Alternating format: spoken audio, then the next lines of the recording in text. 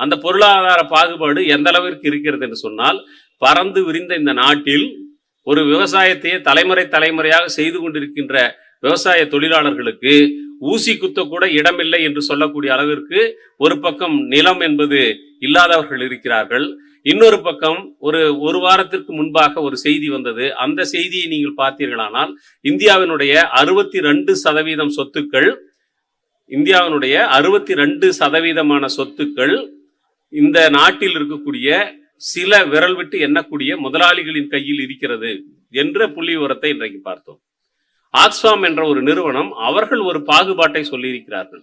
உலகத்தினுடைய மக்கள் தொகையில் 10% மட்டுமே இருக்கக்கூடிய அந்த பணம் படைத்த வசதி படைத்த பில்லியனர்ஸ் பட்டியலில் இருக்கக்கூடியவர்கள் ஒரு நாளைக்கு அன்றாடம் $10 லட்சம் செலவழித்தால் கையில் இருக்கக்கூடிய செல்வத்தை அவர்கள் செலவழித்து முடிப்பதற்கு 440 லட்சம் வருடங்கள் தேவைப்படுகிறது என்று. ஒரு நாளைக்கு $10 லட்சம் செலவழிச்சா கூட 440 வருஷம் செலவழிச்சாலையும் தீராத அளவிற்கு ஒரு பக்கம் செல்வம் குவிந்து கொண்டிருக்கிறது. இன்னொரு பக்கம் புத்தக கண்காட்சிக்கு வந்துவிட்டு புத்தகத்தை வாங்கலாமா வேணாவா என்று பாக்கெட்டை தடவி பார்க்கக்கூடிய நிலையும் நம்மிடம் இருக்கிறது. இப்ப இந்த பாகுபாடு என்பது ஒரு பொருளாதார ரீதியான இந்த பாகுபாடு என்பது உலகளாவிய அளவில் இருக்கிறது. அது இந்தியாவிலும் இருக்கிறது.